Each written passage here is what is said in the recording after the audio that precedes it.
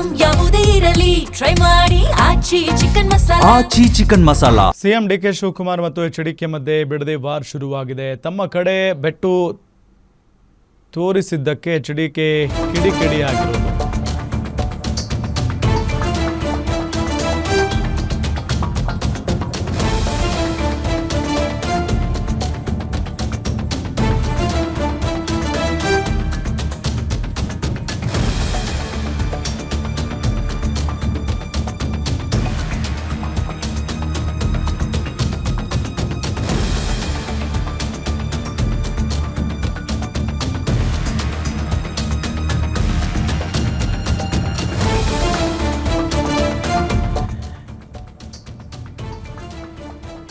ರೈತರಿಗೆ ನೋವು ಕೊಟ್ಟು ಟೌನ್ಶಿಪ್ ಮಾಡಲ್ಲ ಅಂತ ಹಿಂದೆ ಸರಿದಿದ್ದೆ.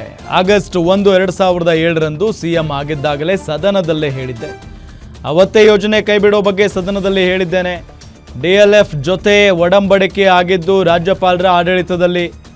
ಯಡಿಯೂರಪ್ಪ ಸಿಎಂ ಆದಾಗ ಡಿಎಲ್ಎಫ್ಗೆ ಬಡ್ಡಿ ಸಹಿತ ಹಣ ವಾಪಸ್ ಕೊಟ್ಟರು. ಈಗ 2025ರಲ್ಲಿ ಡಿಕೆಶಿ ಅಧ್ಯಕ್ಷತೆಯಲ್ಲಿ ಪ್ರಾಥಮಿಕ ನೋಟಿಫಿಕೇಶನ್ ಆಗಿದೆ. ರೆಡ್ ಝೋನ್ ತೆಗೆದಿಲ್ಲ ಅಂತ ಪ್ರತಿನಿತ್ಯ ಟೀಕೆ ಮಾಡ್ತಾ ಇದ್ದಾರೆ. ಡಿನೋಟಿಫಿಕೇಶನ್ ಮಾಡಿ ನಾನು ಜೈಲಿಗೆ ಹೋಗ್ಲಾ ಅಂತ ಗುಡುಗಿದ್ದಾರೆ ಎಚ್ಡಿಕೆ. ಭೂಮಿ ಕೊಡಲ್ಲ ಅಂತ ತಕರಾರು ಅರ್ಜಿ ಕೊಟ್ಟಿರೋ 4,500 ರೈತರಿಗೆ ಉತ್ತರ ನೀಡಿಲ್ಲ. ಡಿಕೆ ಶಿವಕುಮಾರ್ ಸರ್ಕಾರದ ವಿರುದ್ಧ ಎಚ್ಡಿ ಕುಮಾರಸ್ವಾಮಿ ಅವರು ಇವತ್ತು ಪ್ರೆಸ್ ಮೀಟ್ ಮಾಡಿ ವಾಗ್ದಾಳಿಯನ್ನು ನಡೆಸಿದ್ದಾರೆ.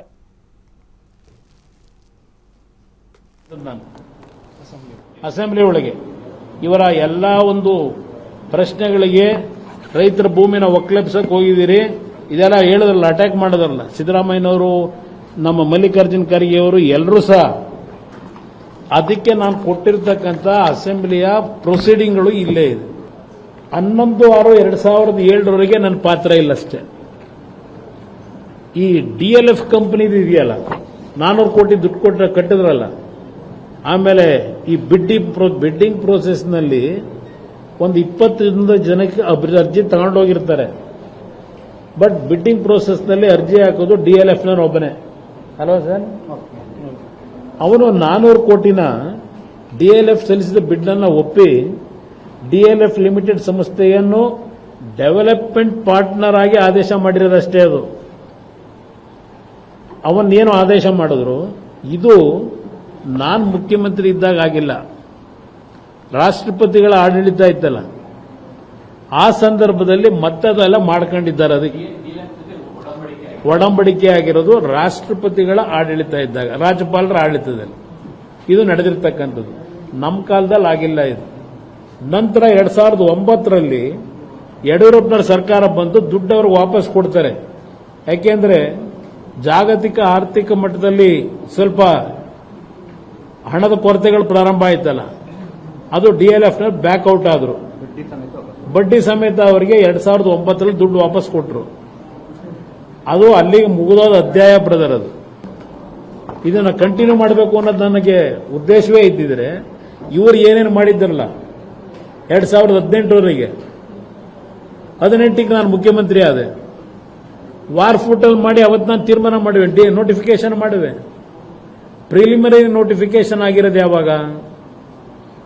ಪ್ರಿಲಿಮಿನರಿ ನೋಟಿಫಿಕೇಶನ್ 2025 ಮಾರ್ಚ್ 25ರಲ್ಲಿ ಮಾಡಿದ್ದು ಇದೇ ಶಿವಕುಮಾರ್ ಅವರ ಘನ ಅಧ್ಯಕ್ಷತೆಯಲ್ಲಿ.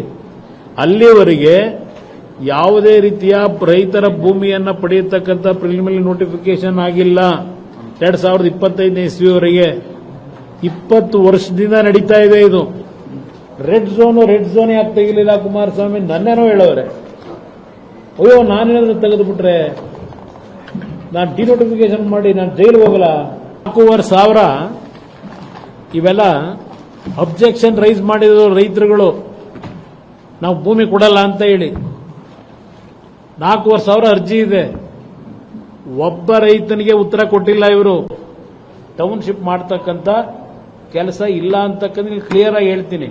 ಇದು ಆಗಸ್ಟ್ 1, 2007ರಲ್ಲಿ ಹೇಳಿರ್ತಕ್ಕಂಥದ್ದು ನಾನು ಅಸೆಂಬ್ಲಿ ಒಳಗೆ.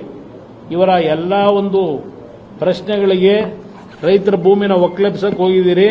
ಇದೆಲ್ಲ ಹೇಳಿದ್ರಲ್ಲ, ಅಟ್ಯಾಕ್ ಮಾಡೋದ್ರಲ್ಲ ಸಿದ್ದರಾಮಯ್ಯನವರು, ನಮ್ಮ ಮಲ್ಲಿಕಾರ್ಜುನ್ ಖರ್ಗೆ ಅವರು ಎಲ್ಲರೂ ಸಹ ಅದಕ್ಕೆ ನಾನು ಕೊಟ್ಟಿರ್ತಕ್ಕಂಥ ಅಸೆಂಬ್ಲಿಯ ಪ್ರೊಸೀಡಿಂಗ್ಗಳು ಇಲ್ಲೇ ಇದೆ.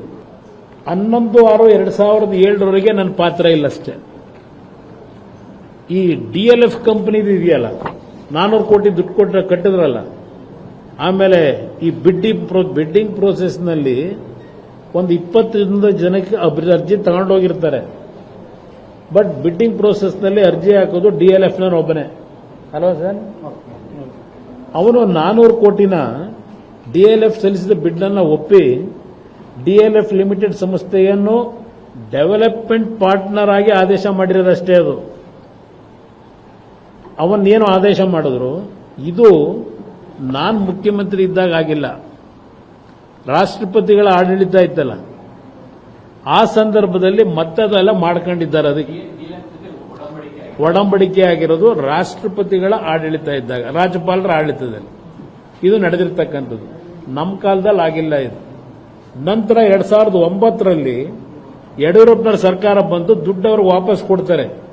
ಯಾಕೆಂದ್ರೆ ಜಾಗತಿಕ ಆರ್ಥಿಕ ಮಟ್ಟದಲ್ಲಿ ಸ್ವಲ್ಪ ಹಣದ ಕೊರತೆಗಳು ಪ್ರಾರಂಭ ಆಯ್ತಲ್ಲ, ಅದು DLF ಬ್ಯಾಕ್ಔಟ್ ಆದ್ರು. ಬಡ್ಡಿ ಸಮೇತ ಅವರಿಗೆ 2009 ದುಡ್ಡು ವಾಪಸ್ ಕೊಟ್ಟರು. ಅದು ಅಲ್ಲಿಗೆ ಮುಗಿದೋದ ಅಧ್ಯಾಯ ಬ್ರದರ್. ಅದು ಇದನ್ನು ಕಂಟಿನ್ಯೂ ಮಾಡಬೇಕು ಅನ್ನೋದು ನನಗೆ ಉದ್ದೇಶವೇ ಇದ್ದಿದ್ರೆ ಇವರು ಏನೇನು ಮಾಡಿದ್ದಾರಲ್ಲ 2018 18ಕ್ಕೆ ನಾನು ಮುಖ್ಯಮಂತ್ರಿ ಆದೆ. ವಾರ್ ಫೋಟಲ್ ಮಾಡಿ ಅವತ್ತು ನಾನು ತೀರ್ಮಾನ ಮಾಡಿವೆ, ನೋಟಿಫಿಕೇಶನ್ ಮಾಡಿವೆ. ಪ್ರಿಲಿಮಿನರಿ ನೋಟಿಫಿಕೇಶನ್ ಆಗಿರೋದು ಯಾವಾಗ? Preliminary notification 2025 March